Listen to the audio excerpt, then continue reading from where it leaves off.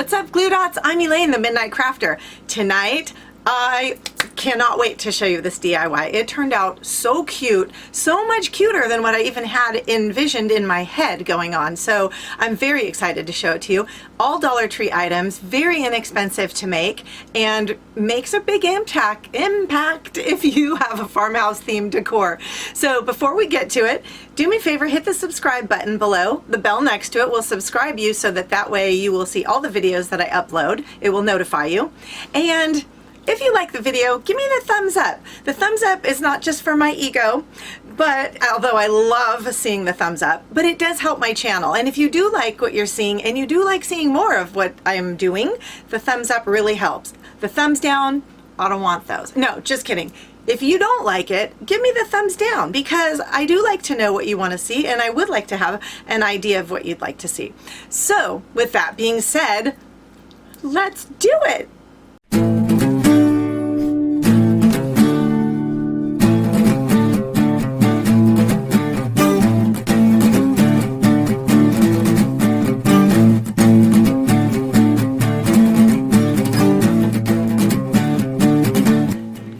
Getting started, there are a few steps that we may want to do ahead just so that we can be efficient. So one of the things we're going to be doing is taking our 3 mirrors. I've already taken 2 of the mirrors out. We're only going to be using the frames here. So I have 2 of them already taken apart. You're going to take your mirror out. There's little tabs in here. You just carefully push away the tab and press from the bottom. You can easily pop the mirrors out. Sometimes there's a little glue, so just carefully pull that away. We're not going to be using the mirror part, we're just going to be using the frames. So one of the things we're going to do ahead is paint the frames with our chalk paint. Any chalk paint will do. We're going to paint our 3 frames, and you can paint them any color. I mean, I'm thinking white would probably be really good, but I happen to already have this and I didn't have white, and so just going through and painting, because we don't want it to be perfectly painted. So don't worry if you're not doing a super fabulous job painting it.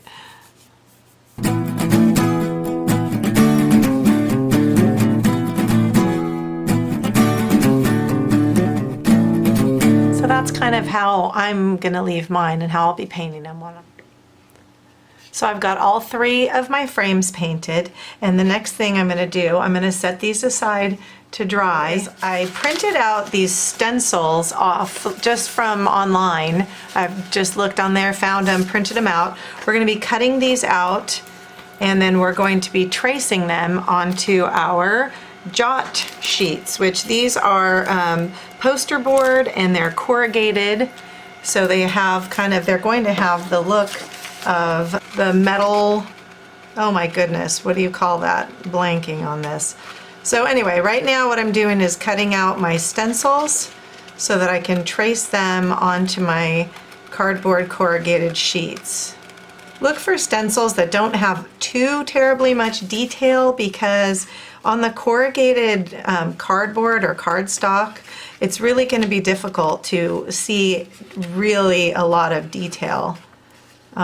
So try and find more basic shapes if you can. Now, you don't have to do farm animals. You can do hearts, stars, anything you want. Or another nice idea, if you don't want to do a farmhouse theme, you can also do family pictures, put them on there. That would be really cool. But for the purpose of this, since I'm doing a farmhouse theme, we are going to do our farmhouse animals. Now that I have all my animals cut out, the next thing we're going to do is trace our animals onto the back side of one of our corrugated sheets.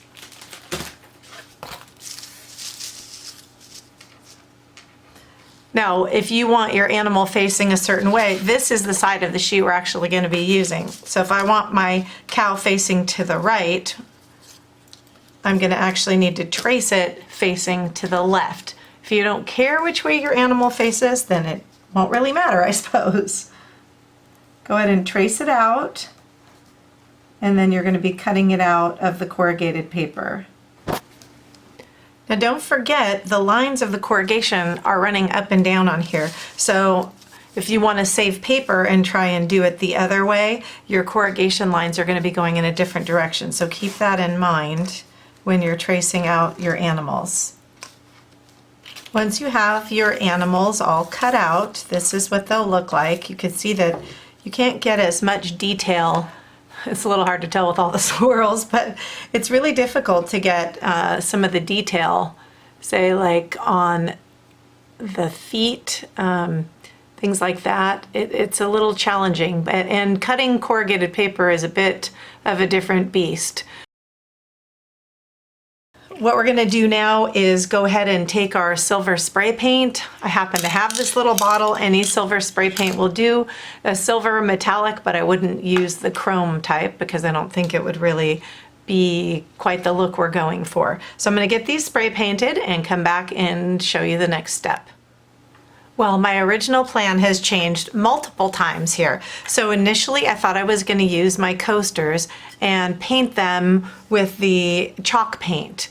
Then I thought, wow, they might look kind of cute with this pattern for a farm style decor.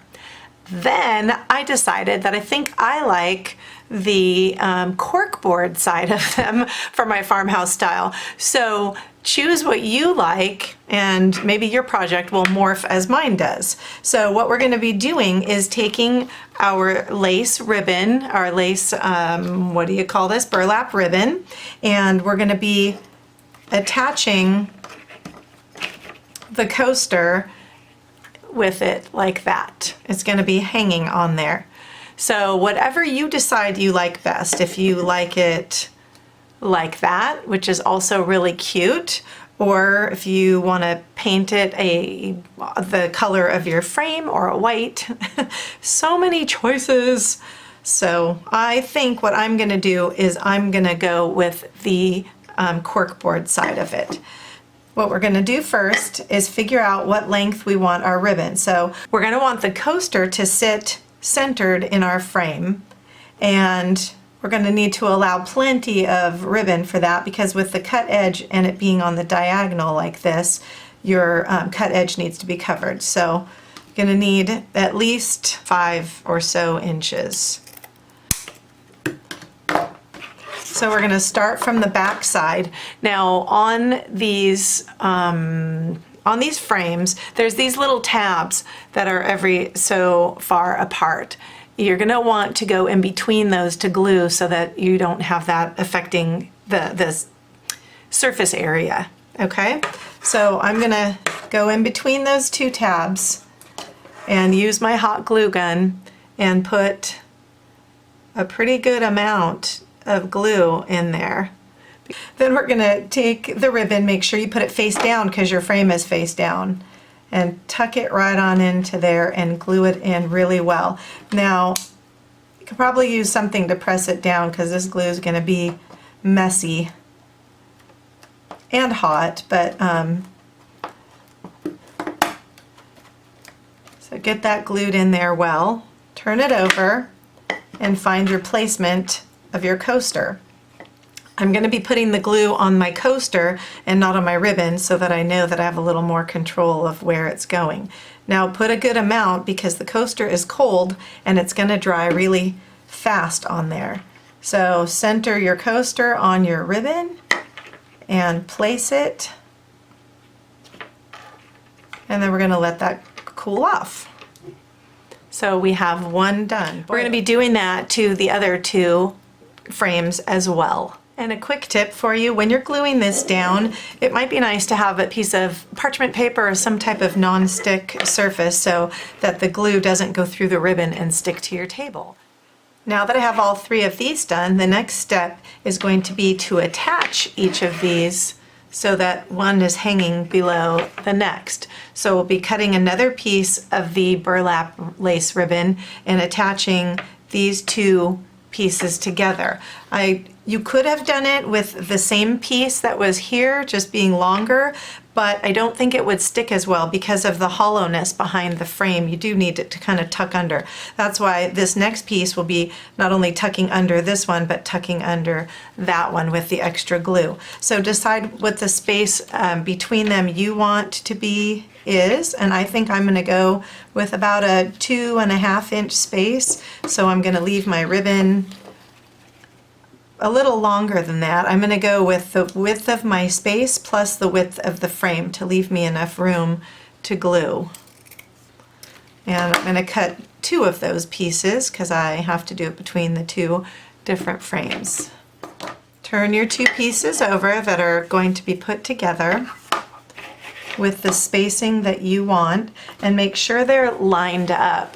I'm going to try and keep this in camera for you, which is going to be challenging because my table is small. But line them up with your space that you want, and then we're going to go ahead and put the hot glue on the inside of the bottom frame.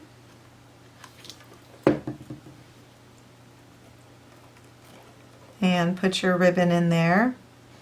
Then we'll be putting our glue in the lower part of the top frame, and we'll be pressing that in as well. We're going to do that and attach the 3rd piece, and then I will show you the rest of the project, putting the hook on the top to hang it from and adding our adorable little farm animals. While I'm waiting for these to fully cool off, which you really want them to thoroughly cool, otherwise they'll come apart, I'm going to take my little farm animals that I did, and I decided they look super cute, but they still look very too new. So what I'm going to do is use a brown Sharpie and kind of go over just some of the surface area that's sticking up, just to give it a little bit of that that little weathered look to it. Kind of take down some of that super shiny, clean look. So by now, these should be dry. I'm going to carefully flip this over. I need about 3 more arms to be able to do this, but I'll do the best I can here. And then what we'll be doing is gluing the little farm animal directly into the center of the coaster. Then the last thing we're going to do is add our hook on the top. I'm going to cut actually about my guess is that's about 8 or 9 inches. And then I'm going to cut this piece in half right down the line of the ribbon.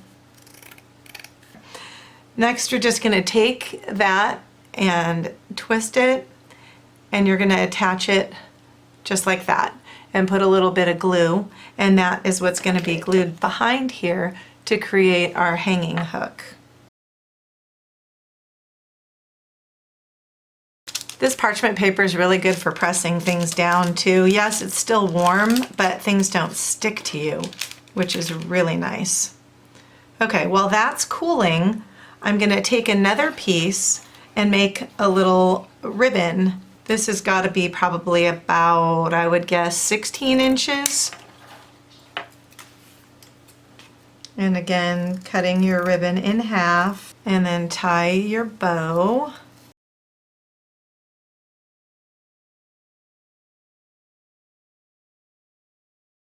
And then cut your ends. I kind of like to cut them in a little V, and the best way to do that is fold your ribbon in half and then cut from the inside to the outside point. And it creates a little cut here. And here we have our little bow. And I'm going to attach that after I attach this piece here. Okay, now that we're on the back side, attach your ribbon with the glue. And the last thing we're going to do is attach our ribbon. So you can attach it up here on your loop, or you can attach it directly to your frame, whichever you prefer. So there we have it, a super adorable farmhouse DIY. I'm going to show it to you all stylized and put up on the wall.